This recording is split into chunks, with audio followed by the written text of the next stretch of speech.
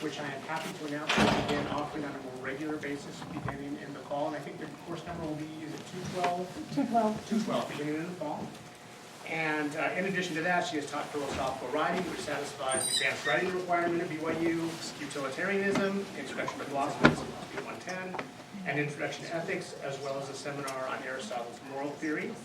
Among the numerous awards and honors that she has received, one of which we are especially proud in the department, is the 2018 Faculty Excellence in Teaching Award from the College of Humanities. And finally, Dr. Faulconer has served as a guest consultant to the First Presidency and the Quorum of the 12 on the topic of gene editing. As always, we'll leave some time for discussion, and we will dismiss at 11:50. Thank you for coming, and please join me in welcoming Dr. Faulconer.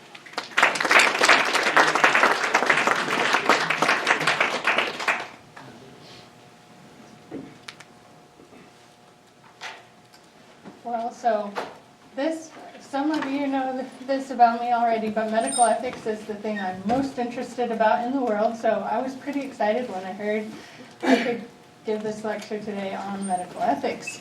So this is going to have two parts, because the first is kind of a defense of medical ethics in the apology tradition. Recently, some people like Steven Pinker, the Harvard psychologist, have gotten a lot of press. There was a big editorial he did in the Boston Globe where he said, he was answering, what is the role of bioethicists in today's debates about CRISPR and gene editing? And his answer was, they should get out of the way. And so bioethics, medical ethics perhaps deserves a defense.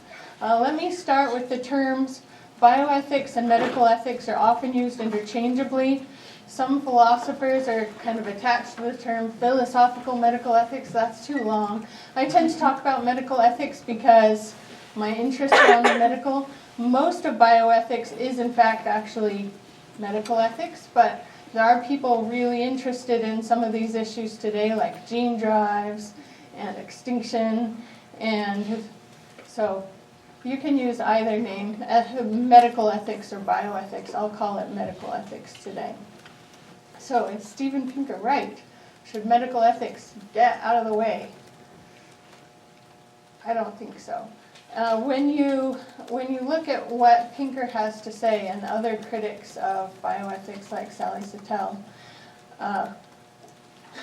it was funny, the torrent of replies that Pinker received, and of course then he had to reply back. And so his more careful reply, after everyone said, wait, there's not a need for medical ethics, what about Tuskegee? What about these horrible problems that have happened in medical research and things in the past? A lot of us think it's really obvious we need bioethics. And so then he had to kind of dial it back and say, well, I don't think they should do this and this. It turns out what he doesn't like, my thesis is, what he doesn't like is bioethics done badly, and none of us like that. All right, so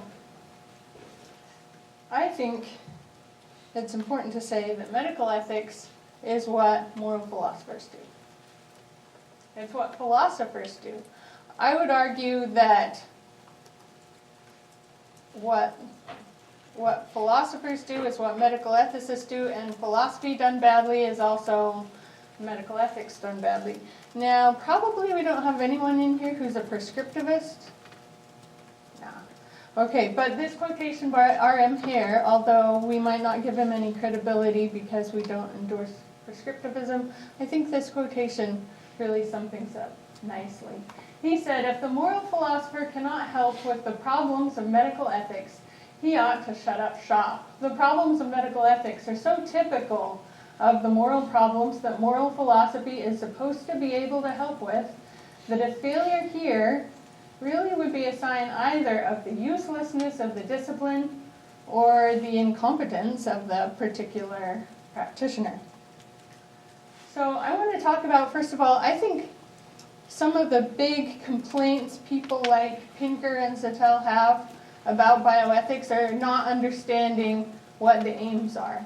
And so one of the things that they say is these people are acting as though they're moral experts, and they are not moral experts who should be telling us, the rest of us, what we should do.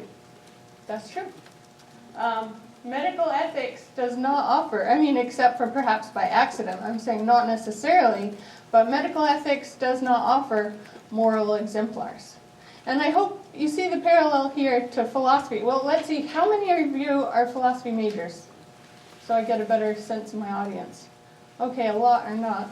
But I'd say the same thing for philosophy. Now, hopefully, your philosophy professor here at BYU, and I know a lot of them, so I know it's true, hopefully that man or woman does happen to be a moral exemplar. But if they are, I would suggest to you it's not because they're a philosopher. Being a philosopher does not make you a moral exemplar.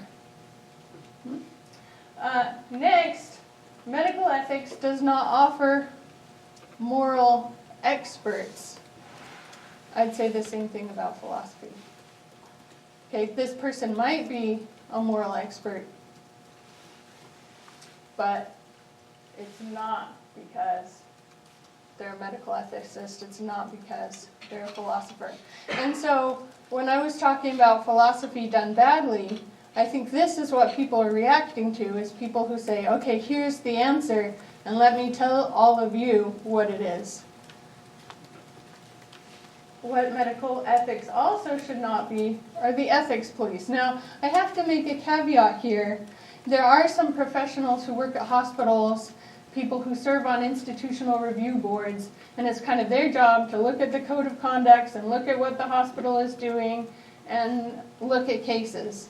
And so there are people who are kind of supposed to advise the hospital, people who are supposed to advise the university on experiments.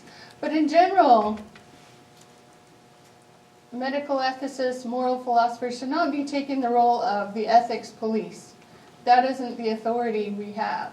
So you might say, what do you have to offer? Okay, you're not the moral exemplar, you're not the moral expert, and you're not the ethics police, so why even talk to you?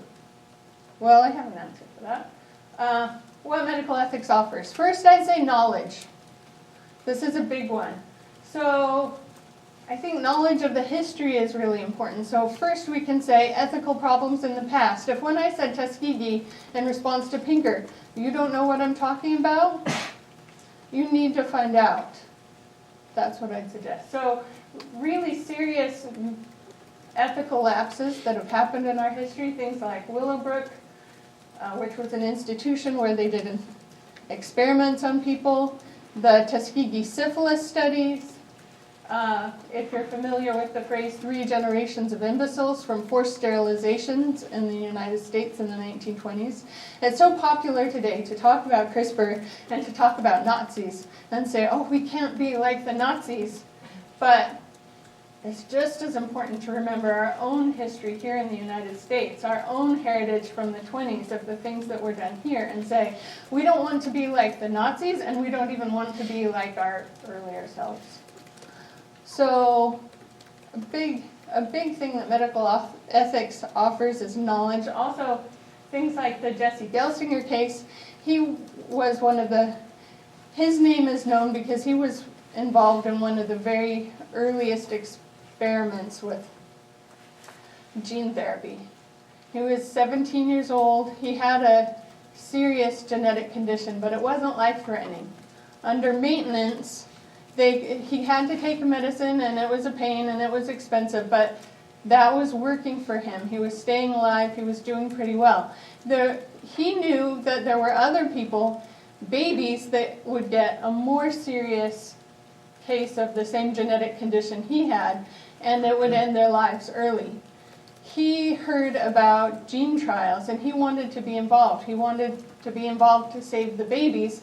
And medical ethicists at the time said, no, that's appropriate because these parents of the infants who have this terrible disease, because their infants are going to die, they're just going to feel under coercion to say yes to this study. They're going to feel like they have to participate in this study. So when Jesse is 18, he's old enough to give consent. It's going to be much better to have adults like Jesse enrolled in our study. And so they enrolled Jesse in the study. There were a number of ethical lapses that we don't have time to go into today, but Jesse ended up dying. And we look at that in retrospect and say, Did that make sense to test this unproven therapy on someone who could have been maintained on drugs for the rest of his life? That probably didn't make sense to test it in him first. So yeah, medical ethics offers knowledge we can learn from the past. Last week, Dr. Frost talked about moral relativism, and we look back and we say, wait a minute, American slavery. I can't be a relativist because I can look at the past and I know, okay, some things are wrong. That's clear. I think in the same way with medical ethics, we can look back and say, people usually use a gas versus brakes analogy, talking about gene editing in the future. And I think when we look at the gas versus brakes analogy, and some people like Steven Pinker have seemed to suggest it should be all gas, no brakes. Our history reminds us why brakes are important, because mistakes are made, people do die. That has to be balanced with other things. So this is a bit of a tangent from the history, but I'll just throw it in here. I think Savulescu makes a really important point against the people who are saying, yeah, but we need brakes because people do die. The moral philosopher Julian Savulescu says, but look how many thousands of people are dying from malaria every year. So we also have to look back at history and say, yeah, brakes are needed sometimes, but we also have to look at the present and say, status quo bias. Do we have a problem here? Because do we have a responsibility to fight malaria in a really aggressive way? Because thousands and thousands of people are dying every year, and every year that we slow down and put on the brakes, those people are going to continue to die. Anyway, so knowledge. I also want to say medical ethics offers us arguments, philosophical and legal, and the one thing we study in medical ethics is relevant legal decisions. How have the courts decided these things? Okay, so in addition to knowledge, we have tools. So I would say, similar to philosophy in general, medical ethics delineates conflicts. We lay out the assumptions behind positions. We evaluate the soundness of arguments. We draw out potential consequences of different positions. We construct analogies to try to understand things. We try to move from what we know to what we don't know. You'll notice these things, knowledge and tools, don't necessarily make you an expert, right? So because I know about Tuskegee and Willowbrook and Jesse Gelsinger, and some of you may not, does that mean that I'm a moral exemplar versus you? It really doesn't. Does it make me a moral expert? It really doesn't. And does it give me authority to be the ethics police and say, no, you should not do that? No. And what it does give me the ability to do is to talk about, okay, what are the factors involved here? Why would we decide one thing or the other? And then in the end, I do argue for positions. You know, why we should do this and not that, and I can give you my reasons. And that, I think, is what a moral philosopher and a medical philosopher, medical ethicist should do. Okay, so I really like Satel's quotation. She has been a critic of medical ethics. Sally Satel is very famous for one thing. She really advocates that there should be a kidney market. And she has personal experience that's driven her to this position. She's already had 2 kidney transplants. And she thinks the number of people dying in the United States today because they can't get kidneys is a catastrophe, and we have to do something about it. She criticizes medical ethics because she feels like medical ethics has often stood in the way of getting more kidneys. And so one of her critiques, for example, she said someone in the Philadelphia area took out a website and advertised their mother, you know, kind of put pictures up and the story of her life and why she was so important to them and why she needed a kidney. And some people in the medical community and ethicists responded and said, that's not right, that's jumping the line. We have a waiting list for kidneys, and we shouldn't have private individuals advertising to the public trying to get some altruistic person to donate a kidney. In fact, that sort of approach works, especially if you have enough money behind the website to publish your story, and of course if the person you're advertising has the relevant characteristics. If you're young and cute, or you're the parent of children, there are things that will attract people to donate a kidney to you. And so she has critiqued that criticism that we shouldn't advertise to people directly, and she says, wait a minute, if someone can attract a donor through sharing their story, everybody else on the waiting list moves up, and that person might never have donated a kidney at all if not for the advertisement. That's one possible position. I think you can also argue that actually, if we're not going to have a market in kidneys, we need to focus on the waiting list. There are reasons for both positions. What I think is really true about what she said is this quotation right here where she says, the role of a medical ethicist is to illuminate debates, not to settle them. And I would agree with her on this. It helps us understand more what is at stake. Why would we accept one position rather than another? What are the different reasons? I think a really important thing about medical ethics, and one of the things I love most about teaching here at BYU, is medical ethics makes a place for faith. One of the things that's really important to talk about in a conversation about medical ethics is, what are your faith commitments and how do they affect this decision you're thinking about, whatever it is. It comes up in lots of things. I'm sure many people today are talking about abortion. We've seen it have a huge influence on our presidential politics.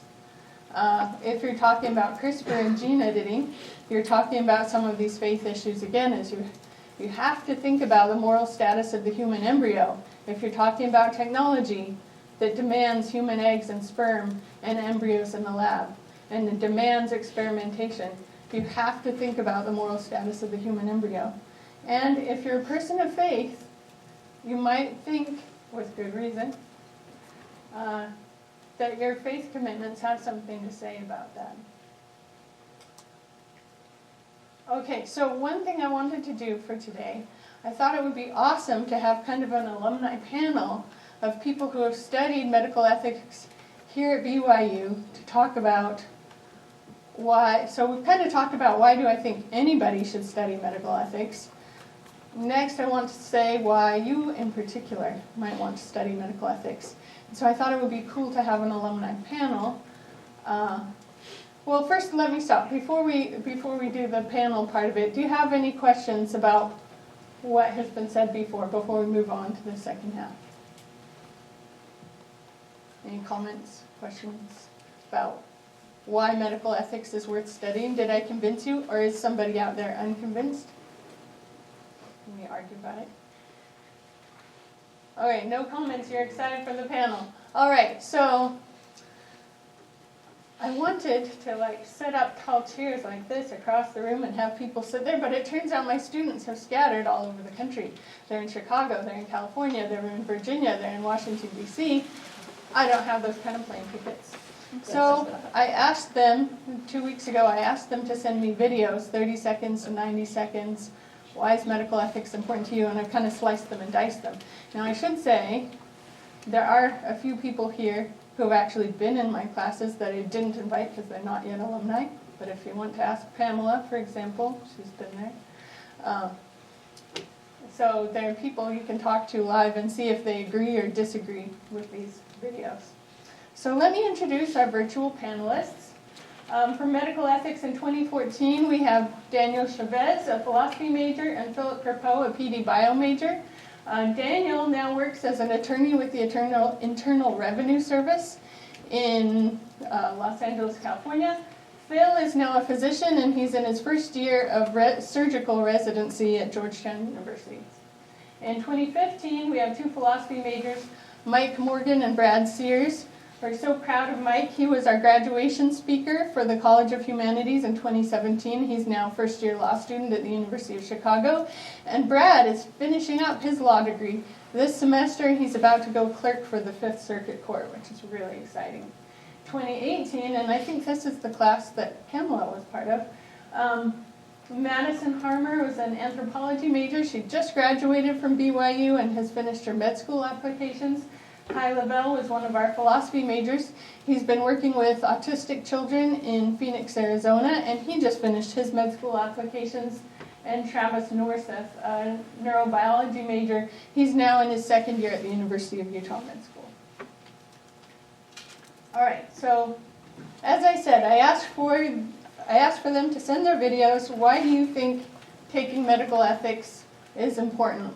Basically, what did you get out of it? Why is it important? Why is it interesting? And then I took the videos they sent me and kind of sliced them and diced them for, why do this? So, and the first point that I noticed them making was that medical ethics deals with important questions. These questions are crucial to our lives and essential for being informed members of society. And I have to say, this is also one of my favorite reasons to talk about medical ethics. I mean, I'm probably biased because I've been fascinated by questions like parthenogenesis and cloning since I was a 4th grader, but I think these are some of the most interesting questions. I'm curious, can you think of some questions in medical ethics in the news? I mentioned abortion, I mentioned gene editing. What else is there? I mentioned kidneys. Yes? Assisted suicide. Yeah. Physician-assisted suicide, that's a good one. What else? Yeah. Stem cell research from embryos. Yeah, stem cell research from embryos. That's Embryonic selection in vitro cultivation. yeah, so pre-implantation genetic diagnosis. That's huge. Daniela? Surrogacy. Yeah. Those are some really good ones. Let's talk about some of those just for a minute. Let's see, do we have time? Yeah, we have 2 minutes. So I want to go back to the thing I was talking about earlier. Since this is BYU, these issues are huge when you think about your faith commitments. So for example, who mentioned stem cells? Somebody over to stem cell.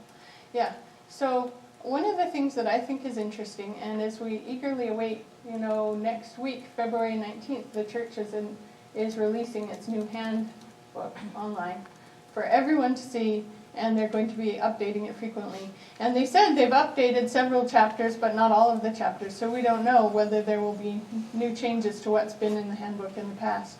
But one of the things that I think is so interesting when we talk about some of these issues, stem cell research, abortion, CRISPR, a lot of those issues come back to the status of the human embryo.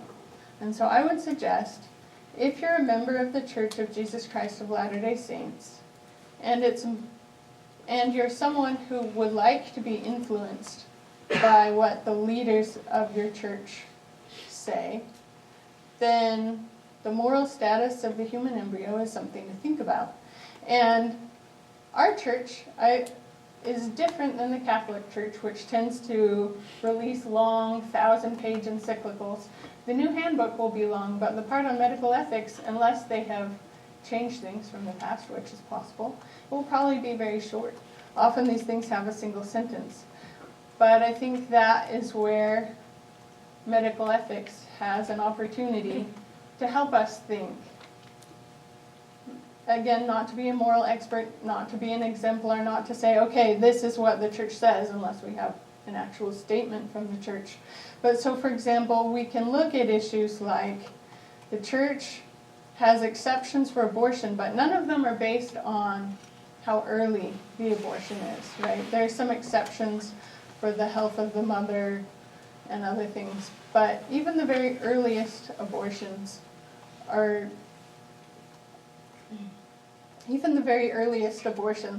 a problem in the church's eyes if it's just about the date. And yet in vitro fertilization, the church implicitly accepts, and that involves destruction of embryos. So then we go to the stem cell issue. In 1995, the church issued a statement that said the church has no position on when life begins. And that's interesting because I think often when we look at our positions and we say, okay, our church is against abortion, then it's easy to think, okay, so I'm on the conservative side, I'm with the Catholics. But if you study the details, that's too hasty, because in fact our position looks a lot different than the Catholic position in various ways. And I keep mentioning Catholics because they're kind of the 800-pound gorilla of faiths in medical ethics because they publish so much. But it's important, if you're not Catholic, if you are Latter-day Saint, to know what do Latter-day Saints believe about these things. And to think about why would, for example, in vitro fertilization be implicitly accepted, at least as long as you're using sperm from the husband and eggs from the wife, and the earliest abortions be impermissible. And what does it mean? What are the implications of saying, we just don't know yet when life begins? I think several other things were mentioned, like physician-assisted suicide. I think that's an interesting one because I think for many people today, the impulse is to catch the wave that's sweeping the country, saying, look, the end of life can be awful. We believe in autonomy. It should be your choice when and how you're going to go. Death with dignity. We've seen those laws sweeping the nation. Now our church has taken a position on these things that contradicts many people's intuitions on this. And they've said, no, this is wrong. Physician-assisted suicide should not be the law of the land. And so if you see questions between your intuitions, possibly, and the church's position, that's something you want to think about. Are you comfortable with where you are? Why do you think what you do, and do you have good reasons for it? Anyway, so I will let my virtual panelists now talk a bit more about some of the questions that are crucial to our lives and essential for being informed members of society. So many of the issues that come up in medical ethics implicate some of life's greatest ultimate questions. What kind of protections do we owe the unborn? When is it okay, if ever, to take a life? What kind of restraint should be placed on the autonomy we have in making decisions about our own bodies? And those are questions that we should at least try to answer, because they're questions that cut to the heart of the human experience, and for that reason they're worth thinking about. I think medical ethics is really important and useful for anyone to study. There's so much in the news and politics that has to do with medical ethics. It's an unavoidable part, I think, of being an informed member of society now. So I like that last point that Madison made. I touched on this a little bit before, but if some of these issues touch on who you're going to vote for, then you shouldn't make those decisions before you've studied the issues and made sure your positions are what you want them to be. So it's not just about big questions for you personally and what you'll do in your own life, but it's also questions about what you want our society to look like, what you think the laws should be. Okay, so the next one, while science and medicine tell us what we can do, moral philosophy, in this case medical ethics, helps us explore what we should do. And this is a huge one we see with gene editing and CRISPR on the rise. Our technological capabilities today are just so much more than they ever were before. And this is what opens a space for ethics, because as our technologies expand, so do our questions. We have to think about things that just weren't possible. With every new discovery that's made, the science of medicine keeps expanding. And as a physician, there are a growing number of things that I can do to treat a patient. But there needs to be some sort of guidelines to help me to know what I should do to treat patients. Okay. So you'll see Phil here. I think he's in his scrubs. I got this video at 4:30 in the morning. I thought, being a surgical resident, that's fun. You'll notice some of these other people have big circles under their eyes, and they told me they were right in the middle of law school midterms. So I'm really appreciative to all the students who sacrificed to send me these videos. But I think Phil makes a great point. We've not only, it's not enough to know what we can do. We've got to know what we should do. I don't know if any of you have read this book by Jennifer Doudna. It's called A Crack in Creation. She is one of the scientists who developed the CRISPR technology. And she says this, if you'll allow me to read to you for just a minute. Given how radical the implications of gene editing are for our species and our planet, opening the lines of communication between science and the public has never been more essential than it is now. Gone are the days when life was shaped exclusively by the plodding forces of evolution. We're standing on the cusp of a new era, one in which we will have primary authority over life's genetic makeup and all its vibrant and varied outputs. Indeed, we are already supplanting the deaf, dumb, and blind system that has shaped genetic material on our planet for eons, and replacing it with a conscious, intentional system of human-directed evolution. Though we are unprepared for such colossal responsibility, I have no doubt, but we cannot avoid it. If controlling our own genetic destiny is a terrifying thought, then consider the consequences of having this power, but not managing to control it. That would be truly terrifying, truly unthinkable. We must break down the walls that have previously kept science and the public apart, and that have encouraged distrust and ignorance to spread unchecked. If anything prevents human beings from rising to the current challenge, it will be these barriers. What I would suggest from this is that we live in an environment today where we have scientists that are making discoveries and begging for the public to talk to them. They're saying, this is too much power. This is too important for us to handle on our own. Some of these scientists are saying, I belong in the lab. I want to do experiments. I want to work on the can.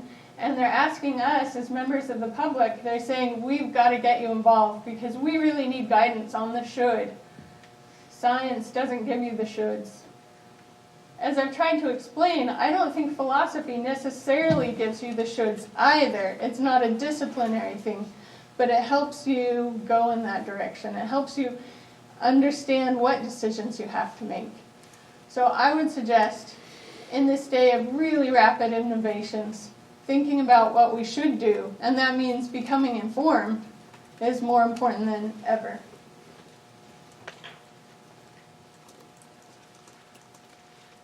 Okay, so medical ethics gives us the tools we need to talk with others about their beliefs and our own.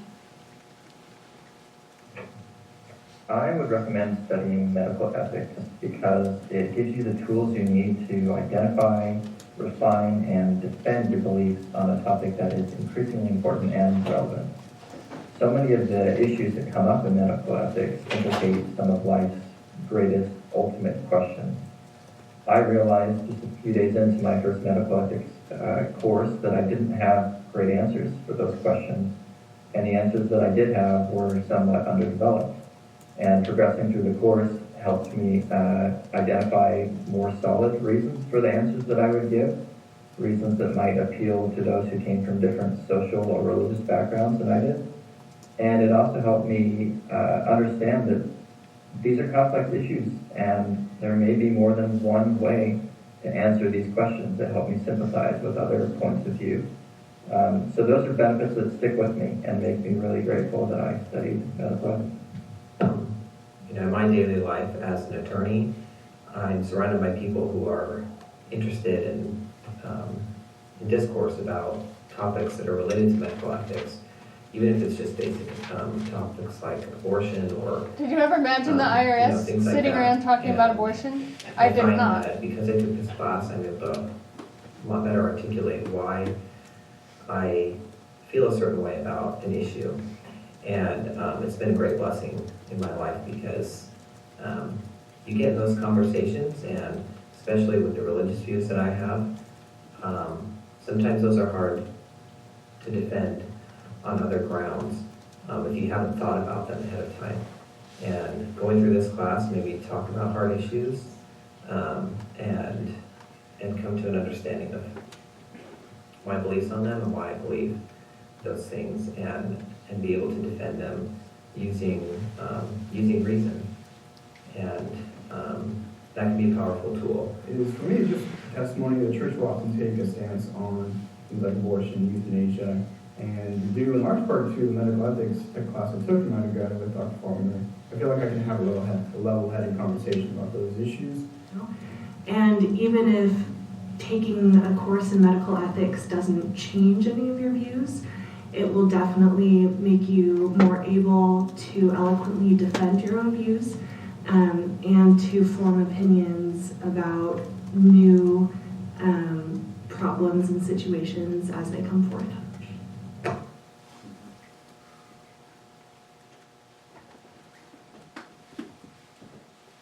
So, I wanted to talk, we have time. So, on the tools that you need for talking about your views, again, I see medical ethics as very much part of philosophy. Now, it's become a very interdisciplinary, it's become an interdisciplinary discipline. Medical ethics is pretty new on the scene. Many people point to its start at the end of World War II when we had a panel of Nazi doctors on trial, where people started to think about these issues in a way that we've kind of drawn a line around and called that medical ethics. Today, if you go to the medical ethics conferences, people come from all different directions. I went to the ASBH meeting last fall, and there were hospital chaplains there. There were people who were bioethicists at hospitals, plenty of philosophers. Peggy Batten from the University of Utah gave the keynote address. I rode from the airport with a van full of people who were, those were chaplains. And then walking over, trying to find the entrance to the hall, I was with a bunch of physicians.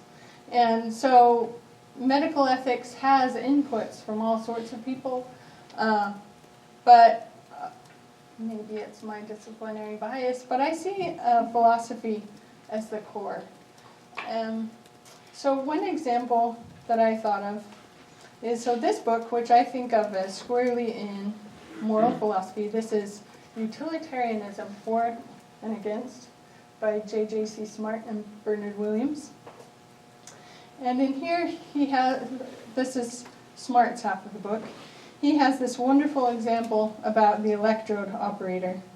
He says, "This calls up a pleasant picture of the voluptuary of the future, a bald-headed man with a number of electrodes protruding from his skull, one to give the physical pleasure of sex, one for that of eating, one for that of drinking, and so on.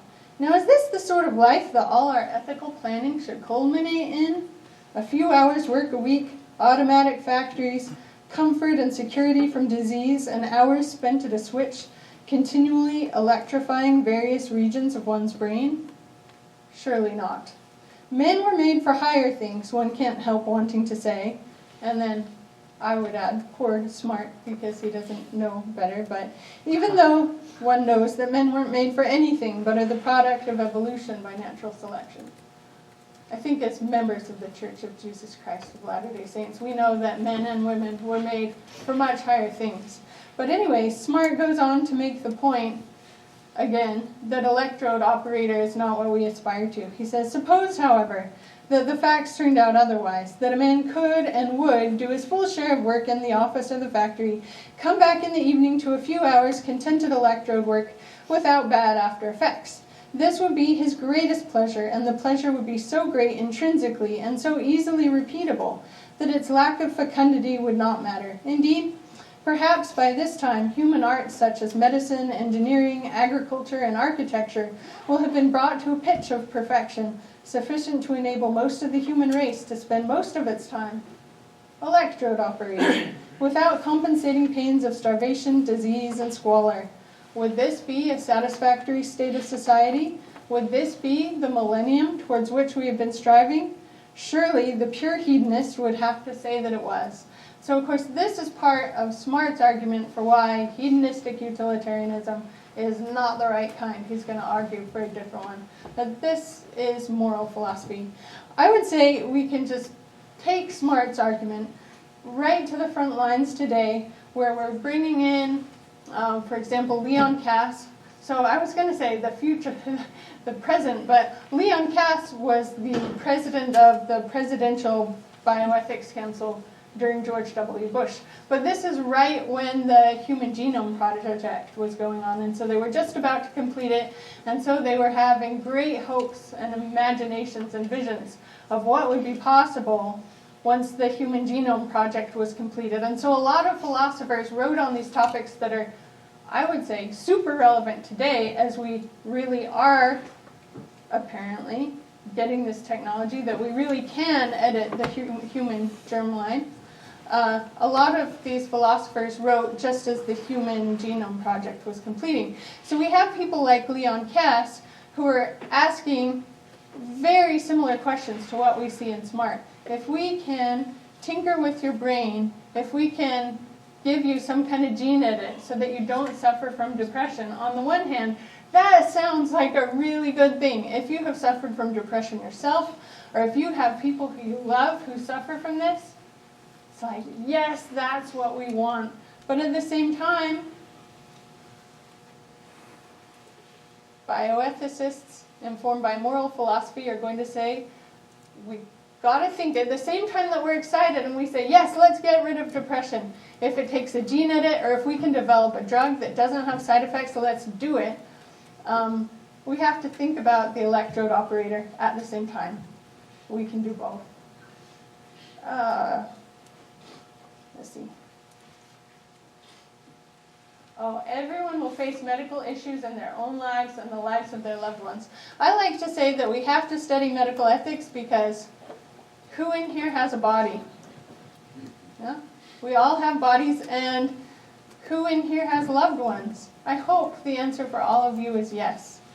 We're born, we die, and some of the reproduction stuff in the middle, all of these raise medical ethics questions. And so this will be relevant for you. It will be relevant for your families. The issues we talk about medical ethics really do happen in our own lives. I have an extended family member, and he's not doing as well right now. And it was really nice to talk about some of the issues some of the questions about like DTRs, personal autonomy, and caretaking. It was nice to talk about those in a detached classroom setting before approaching them as just in a more personal way. I loved studying medical ethics because I was able to bring philosophy into just a practical domain. We were able to discuss and think about and consider things that actually mattered. Not that other philosophy doesn't do that, but medical ethics does it to an extreme extent. Everyone's going to deal with the things that you're going to deal with in medical ethics. Everyone's going to know people who get an abortion, or people that want to deal with patient-assisted suicide, or just limited resources in healthcare. Yeah. That issue of justice in healthcare, that's one I really haven't spoken about today, but on the issue of being an informed citizen, being ready to exercise your right to vote, your privilege to vote, thinking about what our healthcare system should look like. Medical ethicists don't work out the details, but we look at the big picture of what is appropriate for a society like ours. Okay, does anyone have any questions or comments? Yes, Joe. What organizations or like journals are considered kind of like some of the ultimate authorities in the field of medical ethics right now? I would think of the Hastings Center report as probably the oldest and most respected.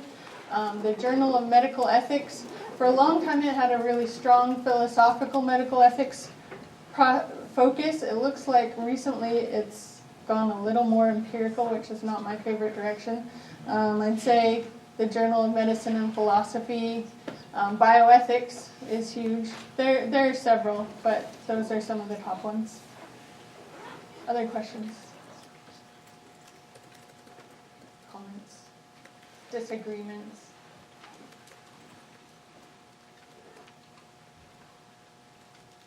Okay, well, then I will let you see my last video on why it's pragmatic.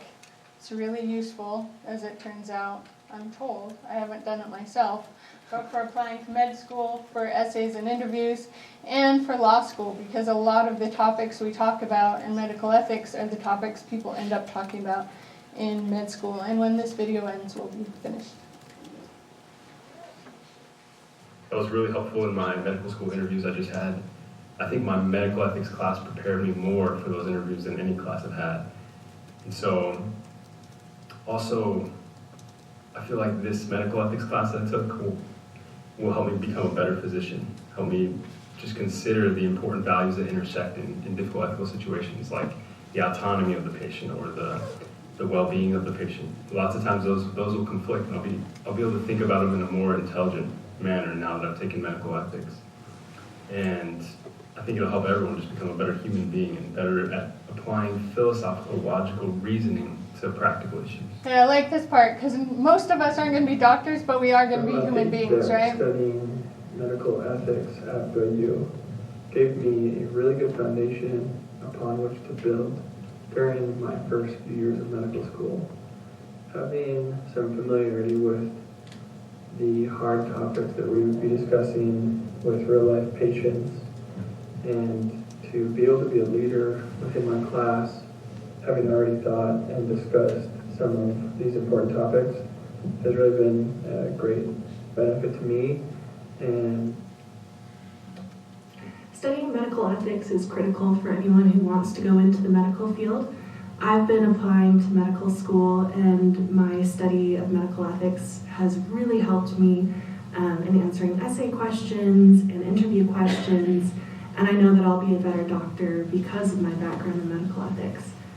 If you're planning on law school especially, I think it's really a great introduction to the theories behind a lot of the laws that we have in society. The theories like distributive justice or quantification of the human body and libertarianism. And these are issues that you talk about medical ethics, and these are issues that you'll talk about also in law schools. All right, thank you.